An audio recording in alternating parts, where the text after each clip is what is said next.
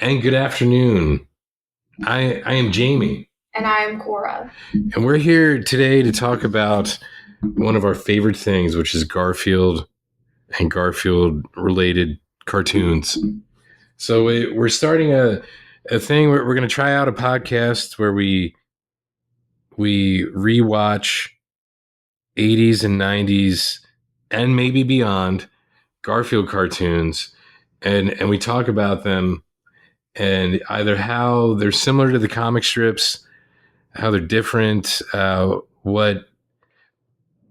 or not they're made for kids. I think. Oh yeah, I don't think so. Yeah, especially rewatching Garfield and Friends, I realized like I'm gonna mispronounce his name, and I greatly apologize. But Mark, it's either Ivania or I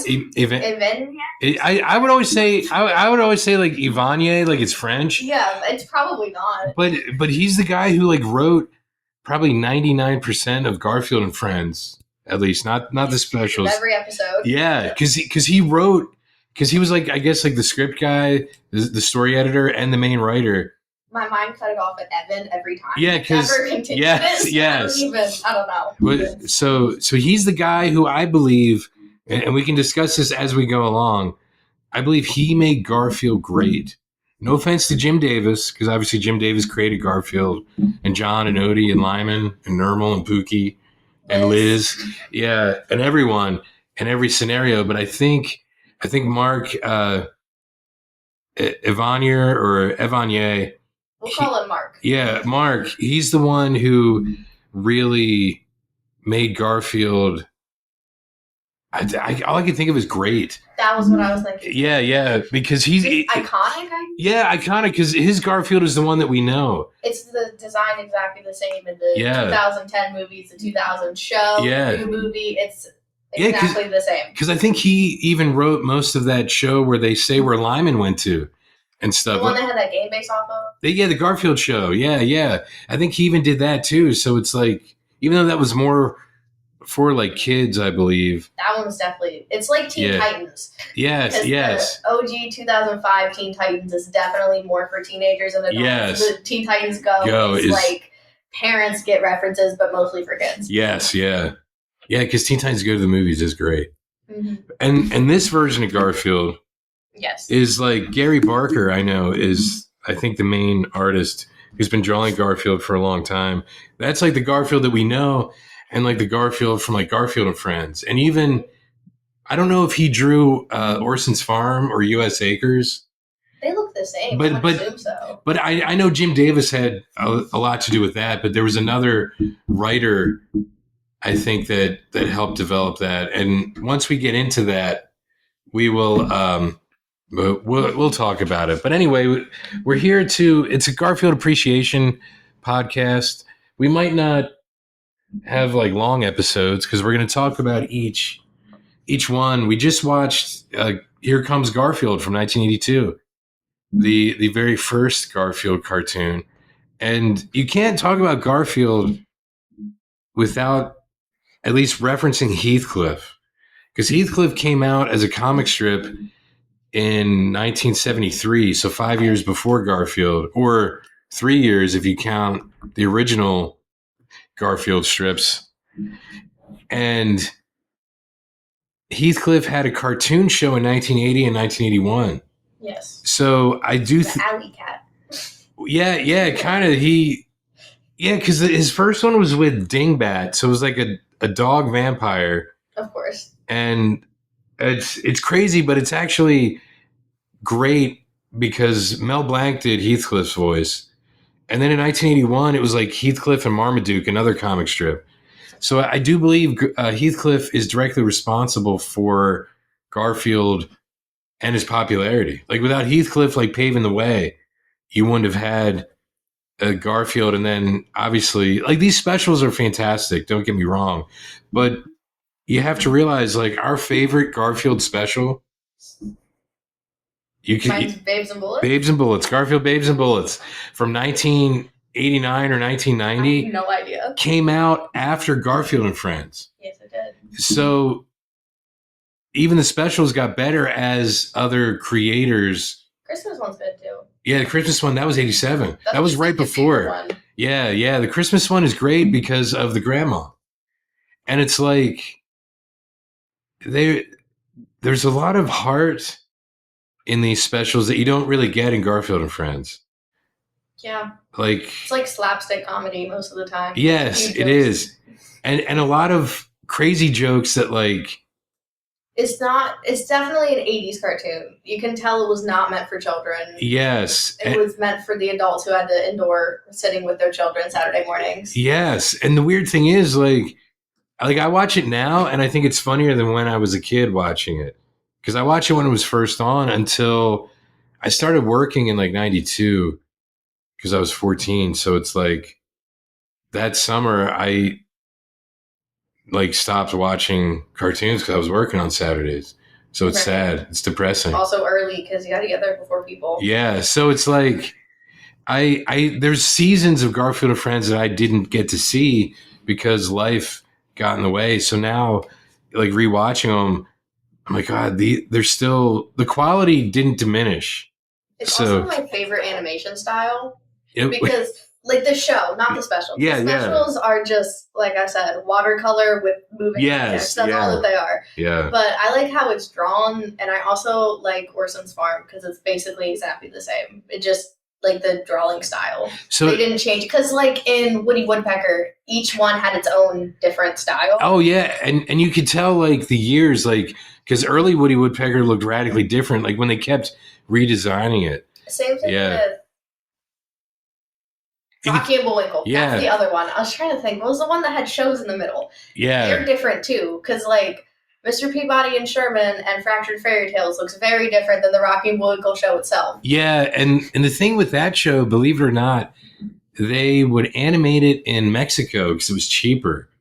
So they would use like, so I'm assuming the labor was cheaper, the paints were cheaper. I would assume the cells. Exactly how it is now. Yeah, it probably, but they use more like Asian studios, or they did, because now it's probably more computerized. But when they were still doing the 2D stuff, like with Garfield and Friends, they would go like overseas and they would have, because animation is big in like Japan, anime, Korea, I guess China. I'm assuming because I know a lot of like. Pretty sure, isn't there a Chinese museum for Garfield? Is there? I think so. That's crazy. Don't quote me on that. I might be thinking of something else that I saw. Yeah. They have a museum for something really niche that I saw that I really like. And yeah. I think it was Garfield. That's awesome. I don't know. Well, you do have that, the chopsticks in the bowl, the Garfield thing, so maybe. Yes. The chopsticks are still in my car because I pulled them out and I was like, why do I have chopsticks? Oh, I know I have chopsticks in my car. Never mind. They're just going to live there now. Okay. Yes. So it's interesting because like Rocky and Bullwinkle, that's why the quality was different, I believe. Like they would have different units working on different ones. Kind of like if you watch the 1960s Popeye cartoons, like I love them, even though a lot of people hate them, but I love them. But there were like different directors and different units working on each like 7-minute cartoon. And you can tell the difference in the quality. It's like Looney Tunes. Oh yeah, you can tell who did what episode. Yeah, like just based off the animation style alone. Yeah, you can tell like, oh, this is Chuck Jones because of how they're designed. Because of the intro. Yeah, and or like Friz Freleng or Bob Clampett later on. Well, Bob Clampett was in the middle. I'm sorry, Bob McKimson is who I was thinking of. Like later on, they were like the three main ones that like Spam Risks, and they you could tell because their animators drew the characters the way that the directors designed them. And like you could tell when Tex Avery directed, like even with like Droopy cartoons when he did MGM stuff or his other ones, because he had the same animators like designing the characters. So you could tell that split like in the early 50s when things got like more simplified. So everything was more like angular and crazy. It's weird. It is weird, but I think it was like budgetary reasons. Or like if we streamline everything, we don't have to draw as much detail. So they could probably use like less cells. Because I remember reading, I think it was Chuck Jones was talking about Leon Schlesinger the original producer of Looney Tunes, how cheap he was. That is, but. So it's like if there's like 24 frames per second of animation, they would have to like reuse a frame. So they do like 12 to save money. Okay. And that's how they would do it. So they'd have to like meticulously like map out the timing for each cartoon and what was going to happen. For work. Yeah. Drawing an extra one. Yeah. And it's crazy because like they were so prolific at that time from like 1940, let's say, from the first official Bugs Bunny cartoon till 1964, that they would come out with probably 10 or 12 cartoons per director a year. And that's the same units just doing it all. And then obviously ink and paint would be different because the animators would just do the drawings. Mm-hmm. But still, it's incredible to think about. So anyway, back to Garfield. Talk about animation. Yeah, it is related because this is sort of like an intro episode anyway. Because it's everything that influenced, because whatever came before had an influence on it. Because like Garfield would have been influenced, like we said, by Heathcliff and by Peanuts specials. Obviously. Yeah, the first Peanuts special was 1965, and that was the Christmas one. Talk about the hands and the feet. Yeah. Yes, yeah. Because and later on, once we see when Garfield's feet changes, we can talk more about that influence from Charles Schulz and how to like create anthropomorphic characters that are still somehow believable as animals. Yeah, because animals don't walk. No, not at all. Unless you're a kangaroo. Yeah. You don't. And even that in Looney Tunes, they always thought the kangaroo was like a huge mouse. Mm-hmm. So it's kind of wild. It kind of looks like a big mouse that'll punch you. It does. And that's what it would do to Sylvester all the time. It's a boxing mouse. Yeah. With a pouch. But you don't, if there's no baby, you don't notice the pouch. Yeah. Because it usually was the baby that they were after. Mm-hmm. And then like the mother kangaroo would always, you know, beat the hell out of Sylvester and, well, not Junior, but, you know, and those are Robert McKimson cartoons. And you could tell it's interesting because, like, if you look at like Sylvester's feet, Robert McKimson would draw them kind of smaller. And Friz Freleng kind of did the same, but in a different way. Like, it's hard to explain unless you see them like side by side. Even though Robert McKimson was like one of the best animators that Warner Brothers had, and he was a really great director, but when he would animate for like Tex Avery or Bob Clampett or somebody, like he was just incredible because he was just really good at it. And his brothers, I know one, Charles McKimson, worked in there also, but I think there's another one. I remember seeing his name. It's been a while since I've watched them. I don't know. I didn't really read most of the names. I just went to the next episode. But also Mel Blanc, he was the original voice for Woody Woodpecker, since we mentioned him back in the 40s. So that, like, Woody Woodpecker's original laugh, even when they like switched voice artists, they kept Mel Blanc's laugh. Yeah, I was going to say, it does not sound the same. No. As a person at all. Yeah. But that makes sense. Yeah. Okay. And his design, he was originally in an Andy Panda cartoon called like Pantry Panic, I believe. And he looked terrible compared to how he ended up looking. And then in like the 50s, that was always my favorite design for Woody Woodpecker because it was during that time when everything was getting more streamlined is the best way to, I can think to say it. It's kind of like when Batman the Animated Series became like the new Batman Adventures, and you could tell they redesigned it and it looked better. Mm-hmm. Yeah. I like Batman the Animated Series is great. Like I like how it looks. Yes. Yeah. It's just the characters aren't as bulky.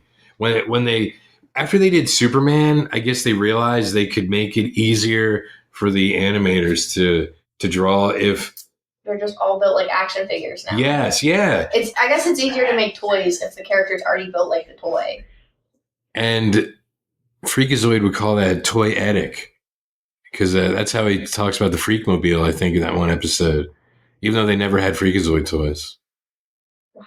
I don't know. I wish they would have. That was another great show. That's a discussion for another day, how great Freakazoid is. Because of Animaniacs, which probably Animaniacs is only good because of Garfield and Friends, like paving the way for that type of humor. Well, Yeah, that too. But also the way that they stand and the way that they're originally designed is very similar to late Garfield and Friends.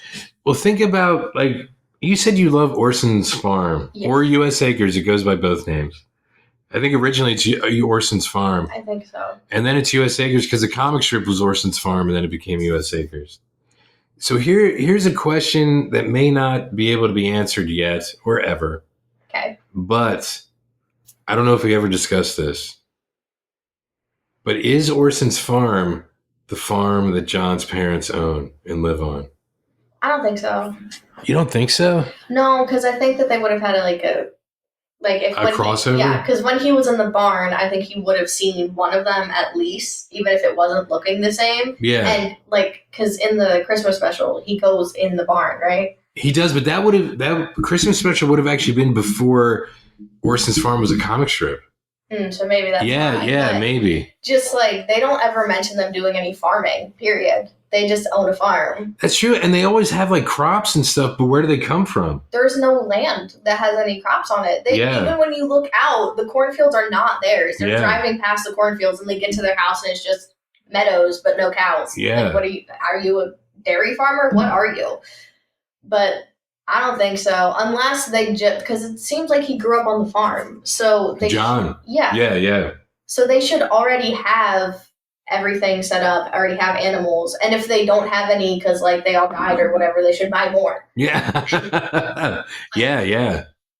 I don't know, or figure out a way to get more, or switch to being a regular crop farmer, I guess. Yes, instead of, like you said, a dairy farm, chicken, animal farmer, I guess, because they have every type of animal. Yeah. They have 3 chicken coops too. Yeah, they do, because the weasel's always trying to get the chickens. I think there's 2 of them. Orson's brothers are always trying to get the vegetables. Mm-hmm. Although all of it. For being vegetarians, those guys are huge. They eat every vegetable that grows. They do. That is kind of crazy. Yeah, they have everything. And it's not like they're just growing wheat for their cows or something, because I know people who do that. They're growing a lot of crops. And maybe they're just growing carrots for their pigs and their cows and their horses. But then you're just sustaining the animals that are there. You're not making a profit. Exactly. So they're probably growing more, but that is a lot of work. And they're elderly, and their son is not local. Oh, yeah, Doc Boy. Yeah. No. So I don't think that that's probably not.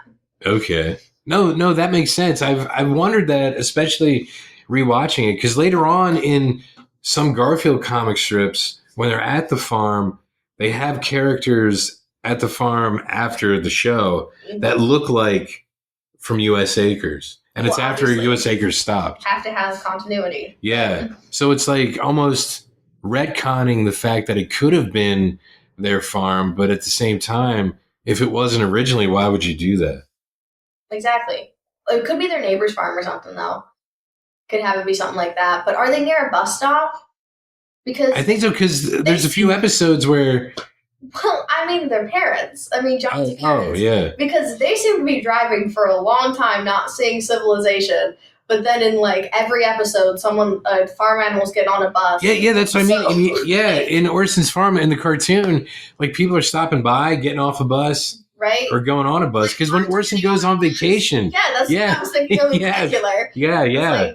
He gets on a bus and goes somewhere else. And the bus seems mad close, because I don't think the pigs can walk that far. Is that when, that he has that other guy, take over for him? Yeah. And the guy's like, that's not right. I think so. Yeah. He gets really pissed at him. Yes. Yes. I think it's that episode. But that's a good episode. That guy appears a few different times then. He comes back. He's like a network censor at one point. He's just there. Yeah, it's crazy. And you could tell it's Orson's voice. Well, yeah, because he doesn't change it. No, I wish he would. He just gives it an effeminate affectation. That's about it. Yeah, he just makes him sound gay. Yeah, he does. Yeah, well, we'll just be blunt about it. Well, yes. That's fine. Yeah, he does. That's not right. I was like, what? Yeah, those are good episodes. We will get there. So, but for now, Here Comes Garfield is the one we just watched from 1982, written and created by Jim Davis, and you could tell because there's certain scenes.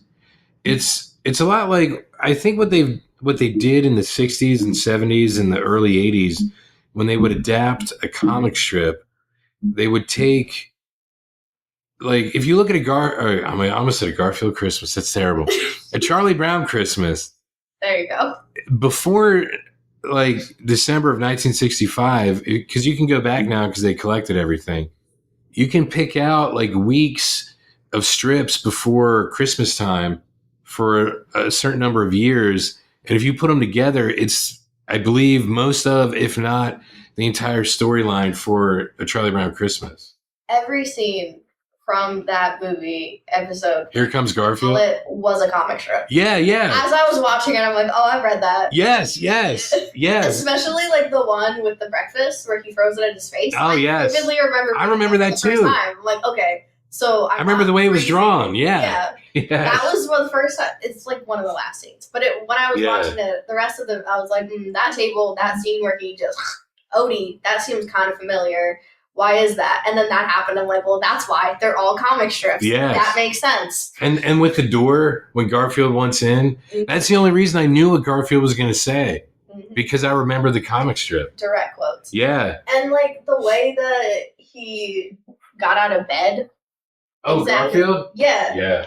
It was, like, 2 scenes of him laying in bed and then moving and then getting up and then laying back down. That's, like, the second comic strip. Yeah, because he's like, yeah, exactly. And I think it's even in this pre-Garfield strips, because a lot of the early ones are exactly the same. They're just redrawn, so they look better once it was syndicated.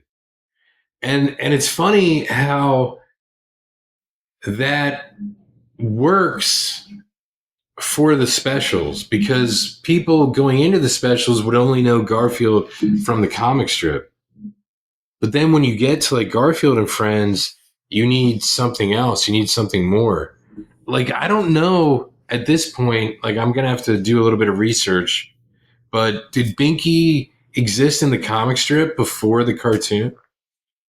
I can look. I don't know. Yeah, I mean, he probably did in some way, but obviously the cartoon gave him more of a personality. Or he's just, like, on TV. Because, like, yeah, in this one, he's commenting on what he's seeing on TV. Yeah. So that it might have been where he came in and they just made him a continuous character. Yeah, because Garfield does watch a lot of TV. In the comic strip, he is sitting there a lot with Odie. Yes. And they're, like, there's that one where, like, Odie's famously wearing, like, Mickey Mouse ears, I think.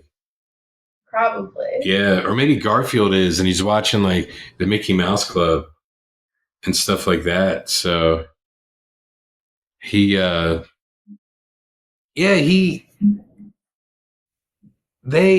do a lot to bring in the audience. Is that one? Yeah, Shake It and That. That's the one. Yes, that's the exact one. Yeah, because they redo that in the regular comic strip. Yes, we found I hate to say it might be a bootleg, but someone collected the original John comic strip from 1976 to 78. Online, someone found it and they remastered 108 of the comic strips that were found in the archives of, I believe, the newspaper that printed it.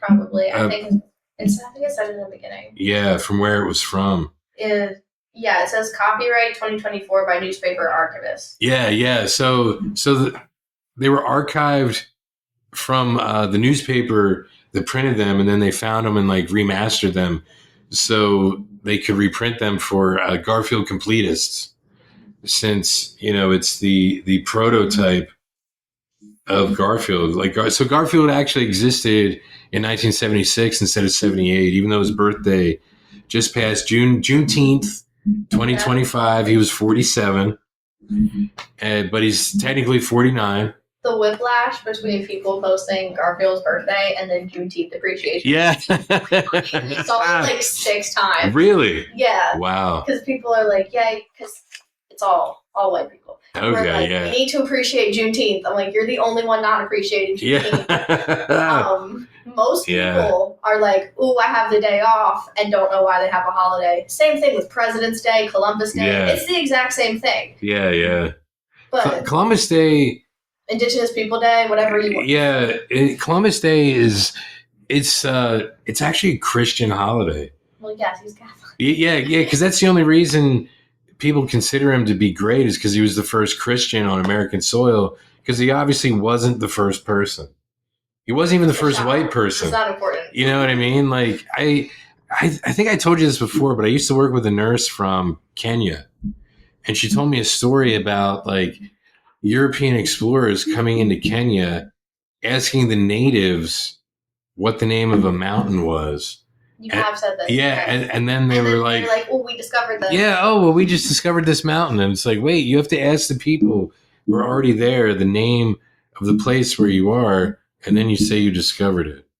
It's kind of like, how do people on an island, since it was San Salvador, how do people on an island not know what a boat is? I don't know. Yeah, that's really the question that nobody asks. And I understand why being in what we call a Christian society, the United States. You're not supposed to have a national religion. Yeah, you're not supposed to. But a lot of people are like, well, we live in a Christian society. So if it says in God we trust on our money. So I guess. It does, but that's the governmental ordinance department. So that's who we're trusting in. But there's no. They were postmenopausal, so they had no more periods. So, that's terrible. Oh, so I understand why they would be like, well, Columbus is great because just for that reason. Because if you read his diaries and you read any actual accurate historical account, like his diaries are his son, because his son went with him. No, I know. Yeah. They're not. Yeah, they're terrible. They're horrendous. Not people that they're very Catholic. Yes. Or like that. Yeah, and what was that book? The Malleus Maleficarum? The book that was written by Christians for like how to torture people? Yeah, in the Middle Ages. Yeah. I can't remember what it's called. I know what you're talking about. Yeah, that's sort of like what I think they went by, which is terrible. And it's strange that we're talking about Garfield and now we're talking about Christopher Columbus and how terrible he is. Oh, holidays. Yes, that's right. But yeah, because his birthday is Juneteenth. That's right. It's really funny because a lot of people were posting appreciation posts, and the animation style was Garfield and Friends animation. But I know for a fact these people don't watch shows that came out before we were born. So why are you posting this? Yeah, anyway. If it came out before 2008, you haven't seen it since you were 4. Yeah, so. But people really like Garfield, and like that cup you have over there, they collect stuff like that. Oh, yeah. By the way, he has a Garfield cup with a comic strip on it right next to him. So yeah. But they collect like the Garfield stuff like that. So they're like, oh, let me post this old picture. Wait, so is Garfield really huge now? Still? No, he's not huge, but there is a niche group of people I went to high school with who really liked him, and they were all friends, and I follow all of them. And I just follow all of them on Instagram. So they just reposted the Garfield appreciation post, all of them. Wow. But yeah, that was interesting. That's the only reason I knew it was his birthday, though, because I saw that. Okay. But yeah, and when is this from? 1978. Well, no, that's like when the comic strip. Yeah. Obviously not the cup, but the comic strip. Yeah, because these cups, you can tell by the style that it's. And these are from McDonald's. Yes, I don't know when, because it only has the date for the comic strip. It doesn't have the date for the cup. Oh yeah, because the characters are copyrighted 1978. So it's probably like the way that it's drawn is like Here Comes Garfield. Yes. And since I don't know, because look at his feet. But also his stripes aren't as prominent as they were in this. This looks more Garfield and Frenzy. This looks like 1983-ish. Yeah, this could be like 84 or 85. I'm just going to say off the top of my head, because that's when. Because they were coming out with like specials every year then. And some maybe twice a year. Because I think Babes and Bullets and His 9 Lives both came out in 90. Or 89, 90. And there's another one that came out. There was like 3 while they were doing Garfield and Friends. So, but I know this isn't late 80s. Yeah, no, that's what I was saying. That one looks like a different year than this one. Yeah. So. Yeah, because like having glass at McDonald's could be bad.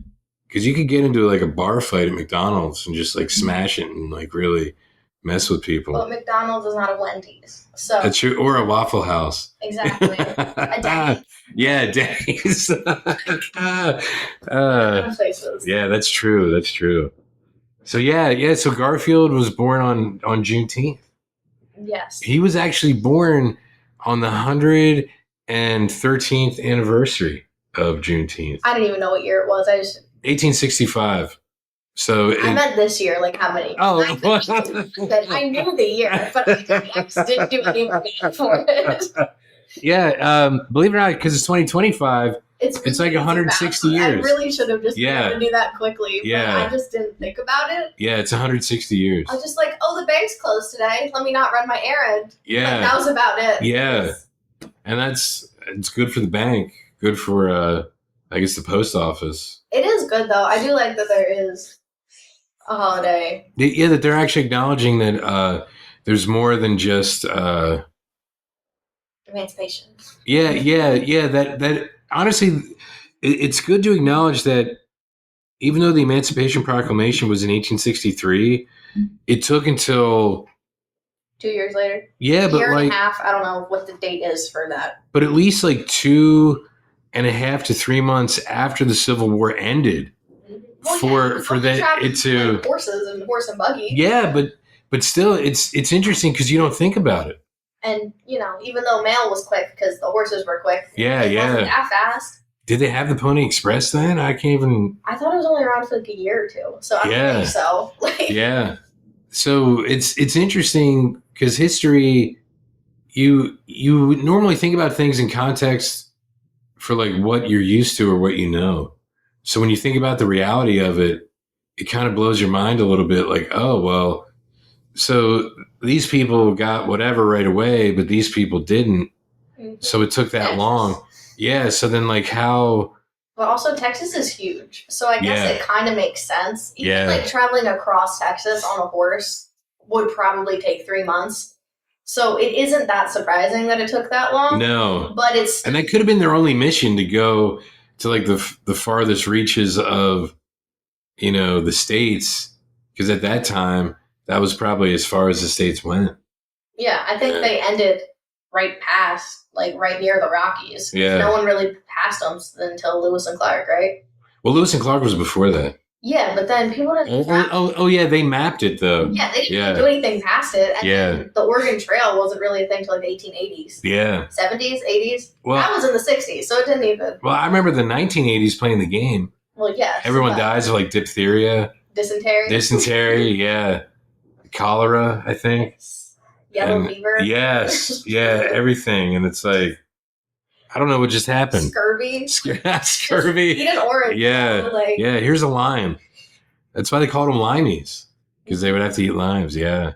But So Here Comes Garfield is our introduction to the family dynamic of John Arbuckle. Yes. Even though it doesn't say what he does or really who he is, other than Garfield and Odie's owner. Yeah, well, that's pretty much... I mean, he says it in the first one here. But it's the only time it's ever really mentioned.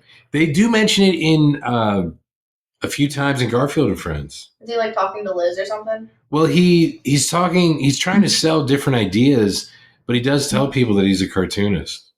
He doesn't really communicate with other humans that much in the show. Yeah, not really. It's always a dog and a cat that don't understand, or that he can't understand. They have full conversations. You know what, though? I do talk to my dogs like they talk to me back when they don't.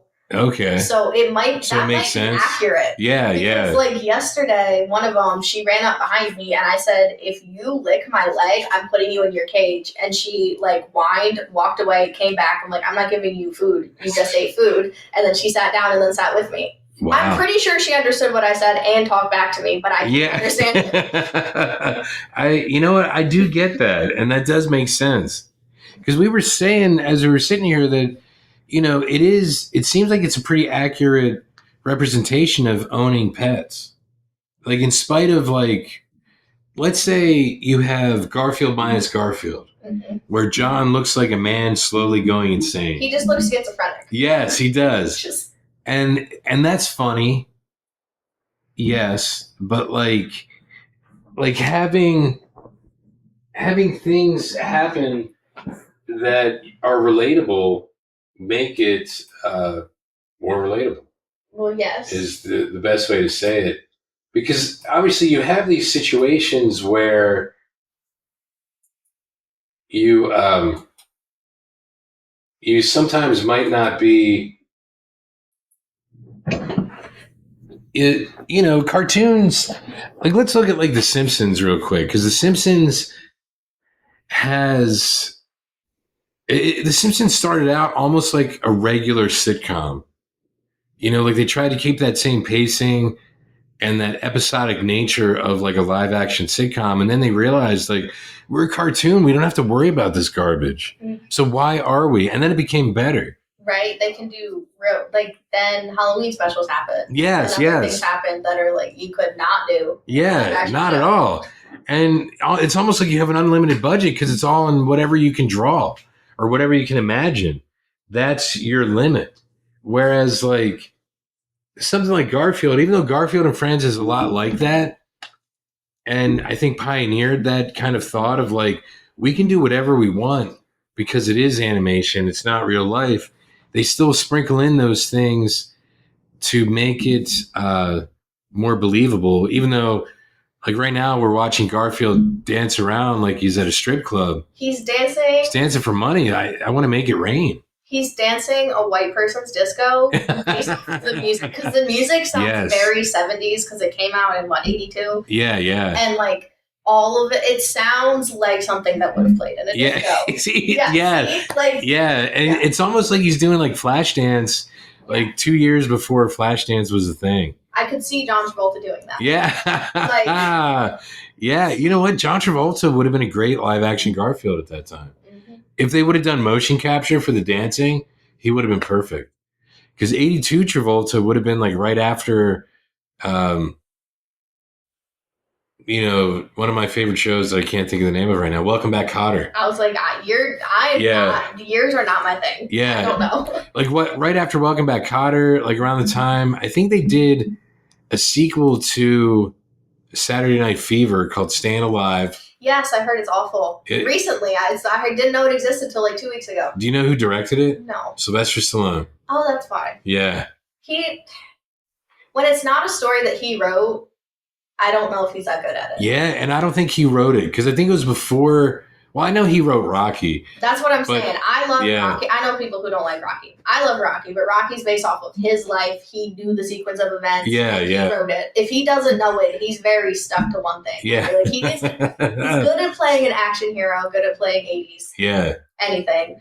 Yeah. But outside of that, it's not really his forte. Yeah, because like, I know he kind of has like a renaissance now, but I don't like some of the stuff that he does lately.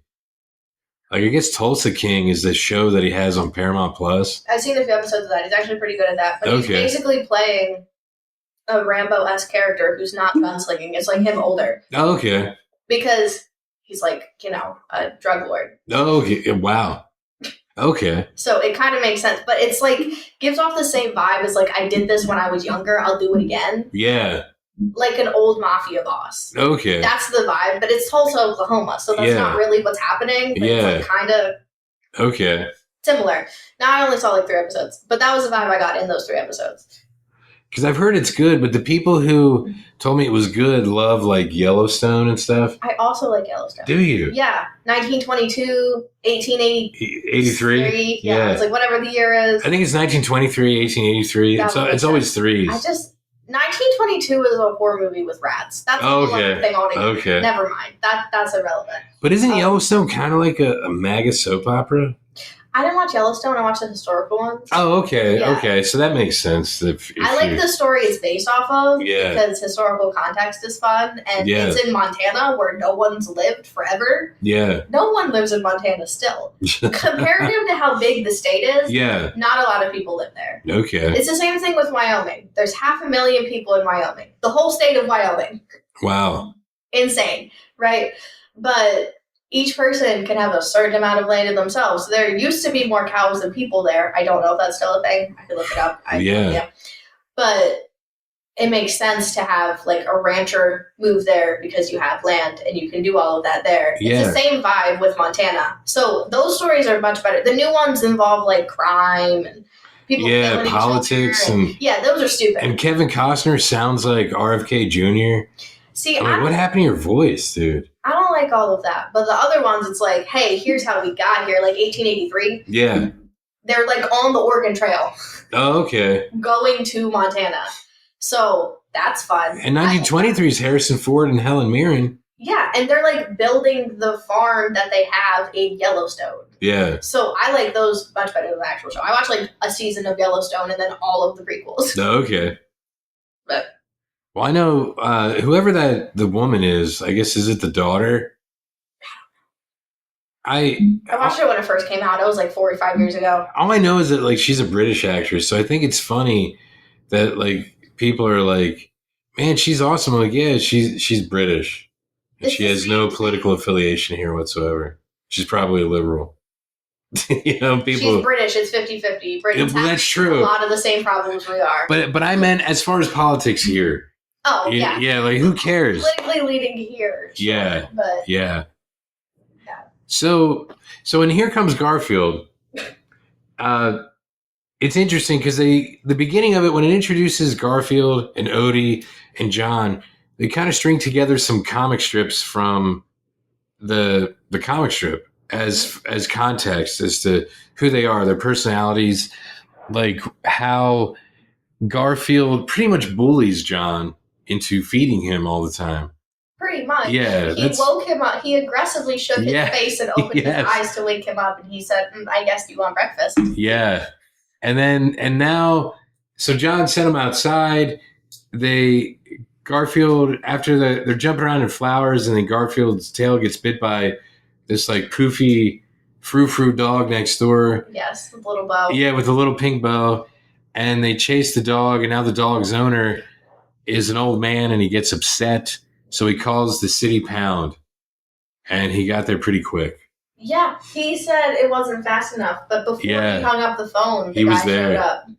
And so the dog catcher is coming, and so Garfield's like, hey, Odie, let's go. And Odie is too nice and some people think he's stupid, but I think he's just very trusting, and now he's caught by the dog catcher. Airheaded. I don't think he's actually stupid, but I just don't think he has any awareness. He's very trusting. Yeah.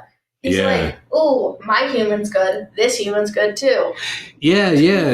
Like, since John is his litmus test, you're right. He would believe that all humans are good.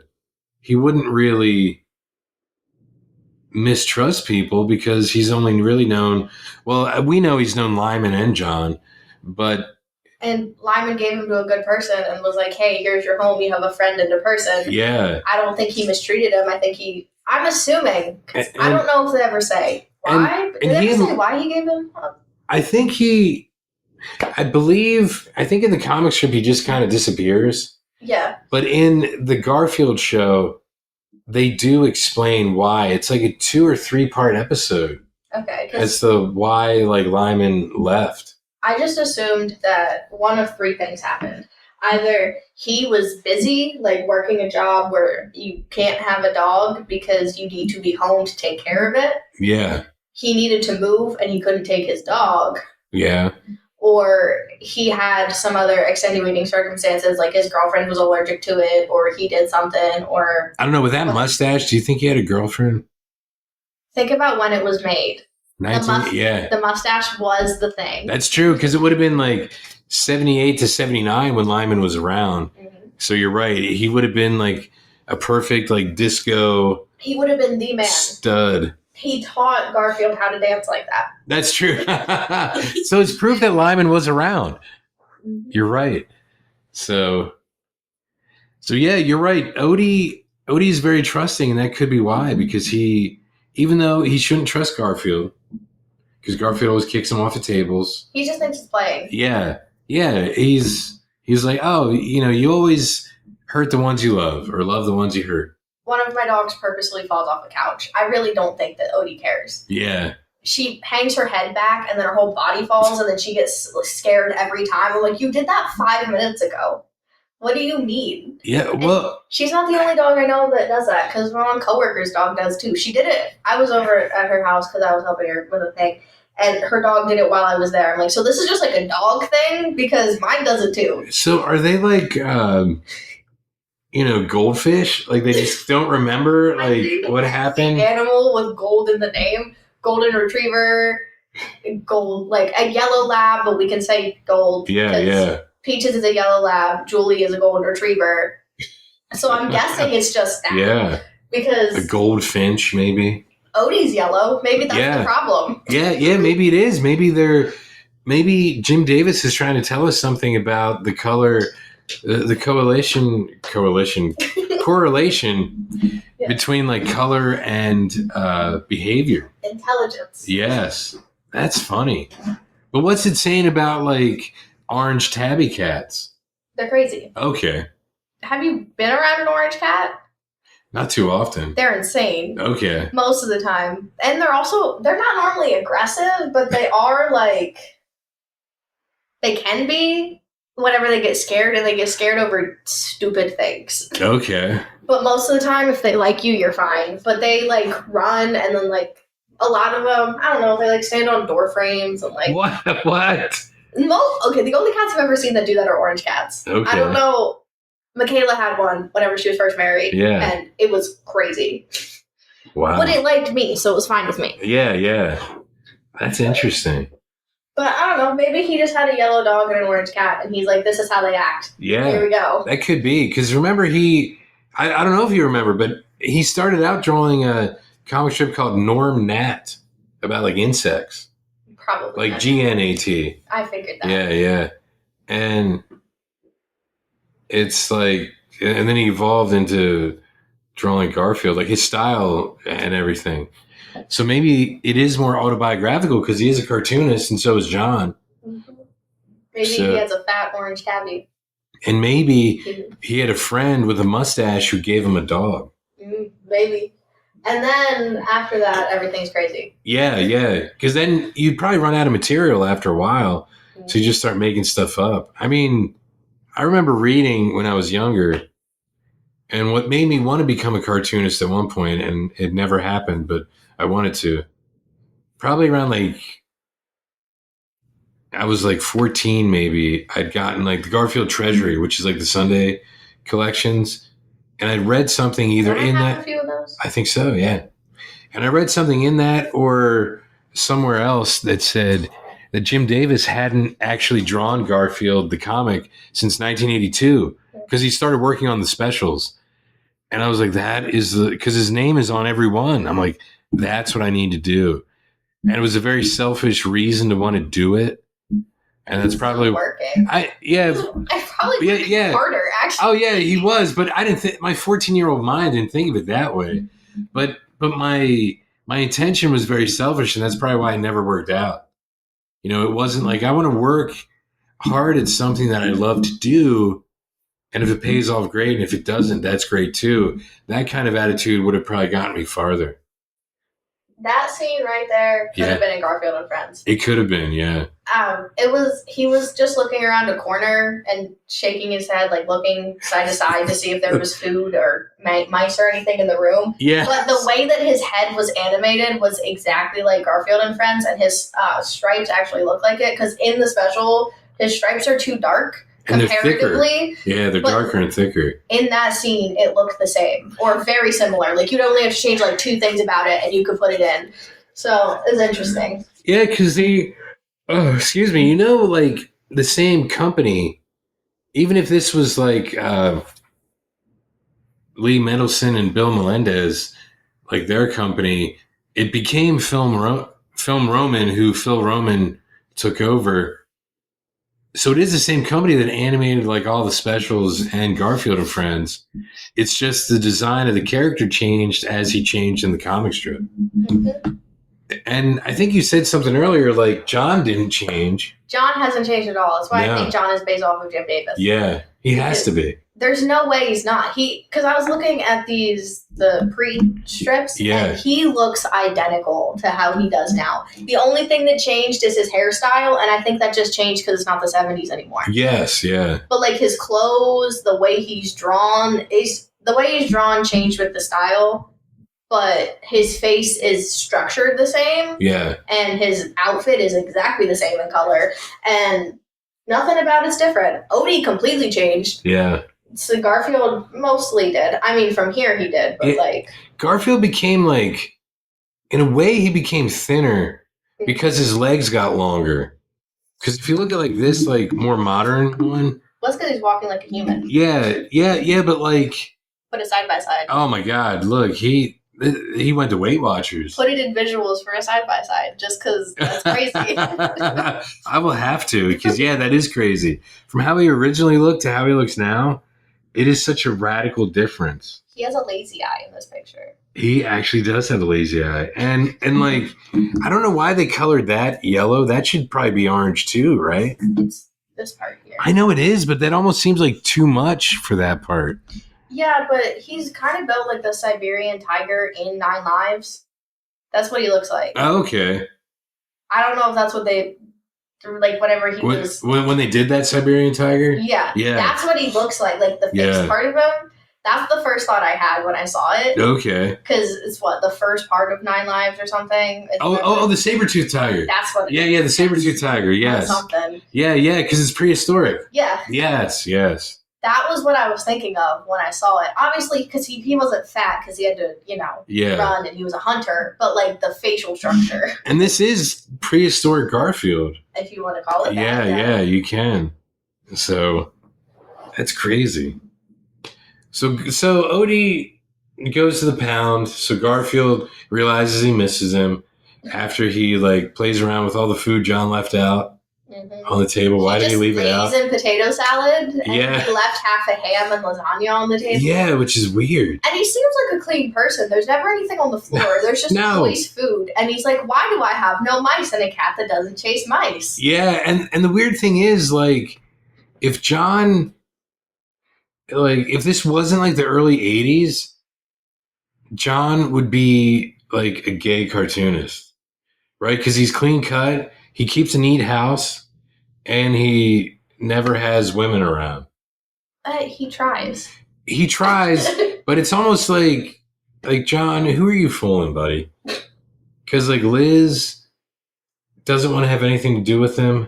She likes his cat. She doesn't even like Garfield some days, but most days she likes him. Yeah, she doesn't want Garfield to die because of his diet. Yeah. That's really what it is. It's because she made an oath to do no harm. So that's really what it is. She's obligated by the Hippocratic Oath. She gets with John to make sure Garfield stays healthy. That's all it is. That has to be it. Yeah. Wow.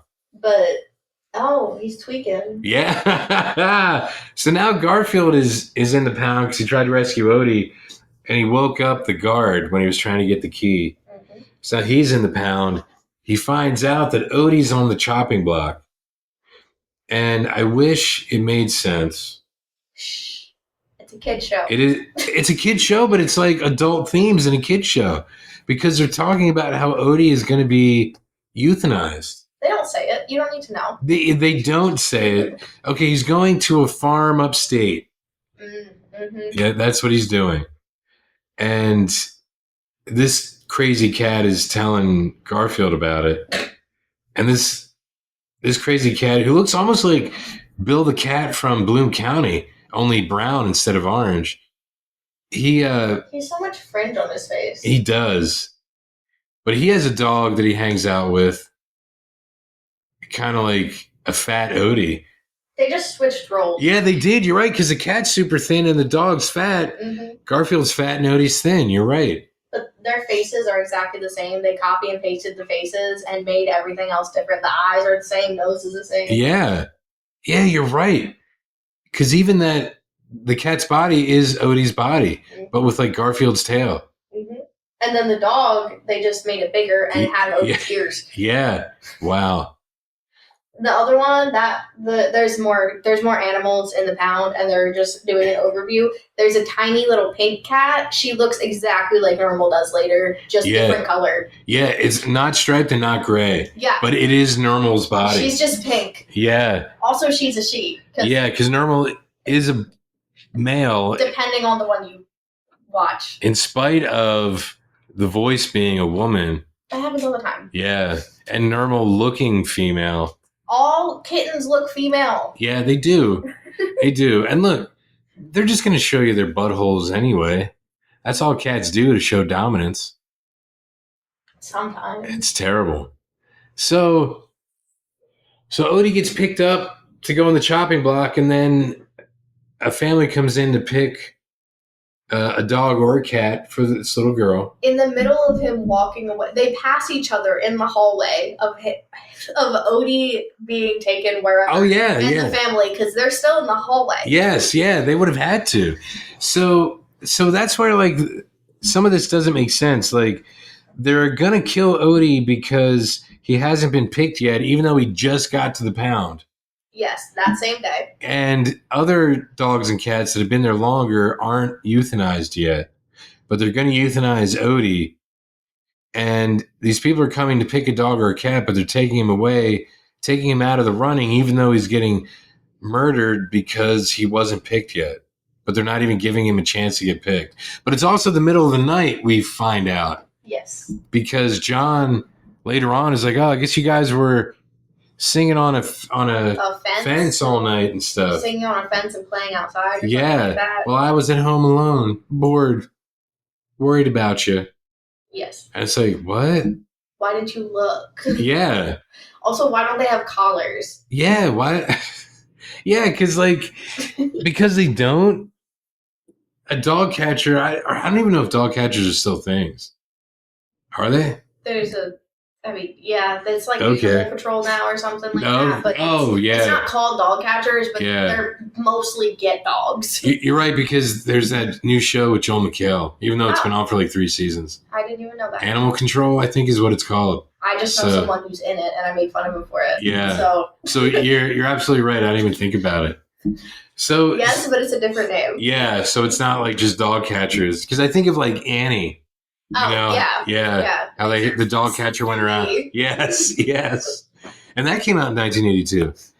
So Garfield was just reminiscing about when they first met, he and Odie, and how young they were. You could tell by their eyelashes. They're drawn like how the girl cats are drawn now. Yeah. Whenever they're little. And does that just mean they don't obtain gender until later? Or does that mean that only kittens have eyelashes? What does this mean? Yeah, that's a good question. Like, so how old is Garfield then? Since he doesn't have the eyelashes around his eyes. 2? I don't know. Yeah. I mean, I don't know. I mean, in cat years, would that be 14? Well, he lives a long time. So. He does. He's 47 human years now, which is 1 million in cat years. Yeah, he's been dead. Yeah. So, at least, 30 years? Something like that, yeah. If he was a real cat. All right, so now Odie's getting dragged away. He's getting snapped. Garfield's like, no, and the skinny cat who looks like Odie is telling Garfield, you gotta wait, bro.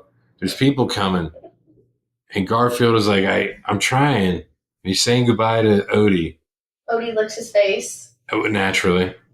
So, is that a tear that comes out of Garfield's eye, or is it just Odie's saliva leaving his face? Okay. See? Oh, you're right. It is a tear. It is a tear. Yeah. Garfield actually cries because Odie's getting dragged away. Also, why did they happen to throw them in the same cage? Also, why are dogs and cats in the same one? I don't know. I have a lot of questions about this pound, but it's also, 1982? It is 82, yeah. I don't know how it was set up at 82. I wasn't alive. Yeah, you would think, though, that it would have been segregated just because they would fight. At least by species. They would probably is that really segregation if it's separated by species? Well, no, because it's cats and dogs and dogs. It's just, you're not going to have intermingling of different animals because they might fight like cats and dogs.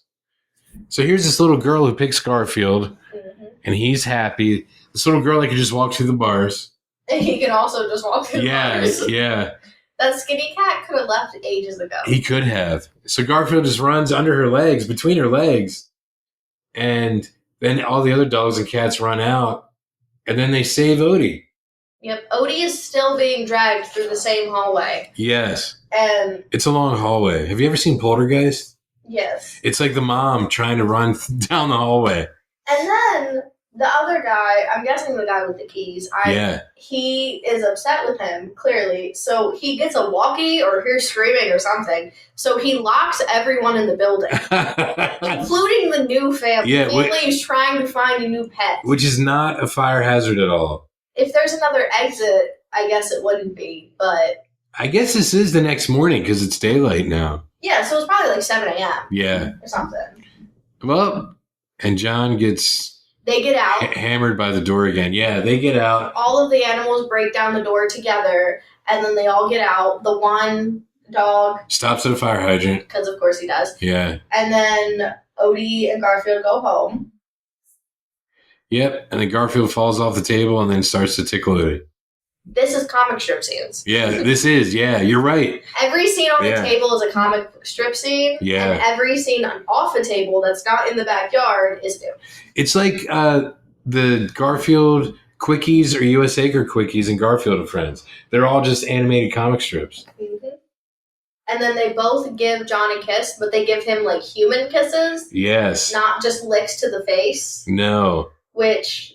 And then your favorite part. Good for him. But no, I just vividly remember reading that. I'm trying to find it in here to see if it was in here or not. It might be, and I might have just missed it. It might be, because it's probably like a really early one. Because it looks like they adapted like early stuff. Because I remember that door one. Yeah. Because he did just redraw almost all of those comic strips in the first like year or so of Garfield. I mean, why not? You have so much content. You're just making it a different animation style. Yeah. Because I think even Charles Schultz redid some Lil Folks, because he had a comic strip called Lil Folks in like the mid to late 40s. And so when he finally sold Peanuts, he just redid some of them. I was going to say, that just sounds like Peanuts. Yeah, that's what it is. Like, yeah. Okay. That is what it is. Interesting. And that was... Here Comes Garfield with a lot of other asides. So that's the beginning. That's how Garfield got into the mainstream. Well, at the time, comic strips were huge. Let's put that out there. So also, people read newspapers. Yes, people. So that was helpful. Yes, literacy, and you know, Sunday comics. Kids would always read Sunday comics if they didn't read the dailies. So, you know, you had. Well, it started as a Sunday comic. All of these are a week apart. Well, believe it or not, some of them. Also, they came out on Thursdays. Yeah, because like. And in the comic strip or the paper where it was first printed, it may have only been a weekly comic. So, I think it's Thursdays because in the one, most of these aren't dates. It's kind of annoying me. The font is different for the date and pretty much all of them. Yeah. But whatever. One of them says Thursday, and I don't know where it is. It's in like September. Well, let's look up actually what day July 7th, 1977 was, because I just saw that as one of them. So, like what day of the week it was, because I just said what date, but I just said the actual date, so that makes no sense. Yeah. No, I'm not. And then they changed the name from John to Garfield. It was a Thursday. So yes. They do that every Thursday. Yes. That's interesting. They changed the name from John to Garfield August 25th, 1977, it was John. And then September 1st, it was Garfield. Oh, wow. So there you go. So technically then, I guess Garfield as a comic strip, September 1st, 77. Mm-hmm. But Wow. the characters before that. But I am not seeing that one. I don't know. Maybe it was one of his first new ideas because I did not see it. It might have been. And that's not a complete thing. That's just all the 108 that they could find. Mm-hmm. So, well, all right. That's episode 1. Wow. So I guess next time we'll do Garfield on the Town, which would be the second one. Yeah, which is the next special. So specials are there? There's 8. There's like maybe 13. Yeah, but are we gonna watch them all first, or sprinkle them in whenever they happened? What I'm thinking is we should watch them. That's a good question. So watch them in order. So like, 82, 83, 84, 85, 86, 87. And then depending on when it came out in 88, but 88 is when Garfield, I can't even talk, Garfield and Friends starts. Mm-hmm. So we should watch them when they happen to see if there's any influence from Garfield and Friends and how that changed how Garfield was perceived, and how I think it did. I believe it did too, because I think it really upped his value. So, and yeah, made people actually want to watch this cat. Yeah, because the specials got better after that. Yeah, the production value got better. Yeah, because he has the start to the second one right now, and the first scene looks like a elementary school water. and the weird thing is this. They're all on Tubi, if anyone wants to watch them. And they're all remastered on Tubi. And this is the remaster, and it still kind of looks terrible. It does not even like it looks bad. It makes sense for the time. Yeah, it's just like... But you would think that the colors wouldn't be so... You'd think the colors would be brighter. Yeah, that's and they would look better. Dull. Yeah, I think that's my problem with it. The grass looks too blue. There's a few things I don't like vibe with. Yeah. But I do like that they just did paintings. Yeah. I like that. Like Disney animated things when they used to just have the backgrounds be paintings. That was lovely. Those are my favorite movies. They're very, I don't know. I like computer animation depending on what it is. Because like, I guess old computer animation, newer stuff, it looks too realistic sometimes. And I don't like that. If it's supposed to be fake, don't make it look realistic. I think the problem is Pixar did such a great job with like water and human hair in The Incredibles. It was like such a breakthrough, even though it was like 21 years ago now, that every computer animated film after that had to try to better that technological breakthrough instead of just being whatever it. It's like CGI after The Phantom Menace. Everyone's like, oh my God, we have to use CGI. But we need Jar Jar Binks in every movie. I just watched The Phantom Menace. I'm sorry. Attack of the Clones. Me thinks I sucka. I agree. I cannot stand this character. But he upsets me every time he's on screen. But as like a technological advancement in film, he's incredible. That's the weird thing. There's this weird dichotomy of Jar Jar Binks where he's the worst character of all time. Ever push a screen. Yeah, the most racist, like what race baity, whatever. But at the same time, without him, films and filmmaking would not be the same. Dom and I have talked before about how like the Avatar movies, James Cameron needs to thank George Lucas every day for what he did. We were talking about that because I told him I just watched The Phantom Menace and Attack of the Clones, and he was like, why did you watch Attack of the Clones? I liked Attack of the Clones, but I always loved Boba Fett as a character. It's too long. I paused it and was like, there's 23 minutes left in this movie? Are you serious? Yeah. Why did they put 8 storylines together? I think because George Lucas had taken so long to write the prequel story that he had already basically written in the 70s. So he like rewrote it, and because of what changed with like Empire and Return of the Jedi, it just took him a long time to figure out, I guess, how to get it continuous. Yeah. It's like, we fought a war together, and then you just made no references to it again, but had to make it fit into how everything else worked. Yeah. You've seen Revenge of the Sith, right? Yes. Okay. And then, I also watched both Clone Wars shows. Yeah. And most of Rebels. Did you prefer the 2D one or the 3D one? I like the 3D one, but there's also just more to it. Yeah. Like 6 more seasons. Yeah. Okay, here's something So you did see Revenge of the Sith. Stop.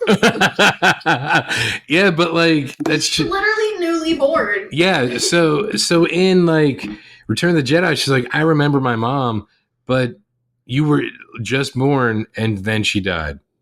It's literally 3 minutes after you're out of her room, and she's like, yes, for me. Yeah, you have a great memory, Leia. So I think there's a lot of things that he got wrong based on what was already set up, but at the same time, like Lawrence Kasdan, I think wrote or co-wrote like Empire and Jedi based on George Lucas's story ideas. Mm-hmm. So they're better films. Like Star Wars is great. I really like his original script better when it was like when Anakin was the hero. Okay. And Luke Skywalker was like a general it was like Anakin Starkiller and Luke Skywalker was a general in the Rebel Alliance. Okay. And Darth Vader was obviously someone else entirely. It was awesome. But he changed it by the time Star Wars came out, obviously, or else we'd be talking about something totally different. But no, whenever Anakin's trying to like, I guess, act, Padme, whatever you want to call it, I don't know.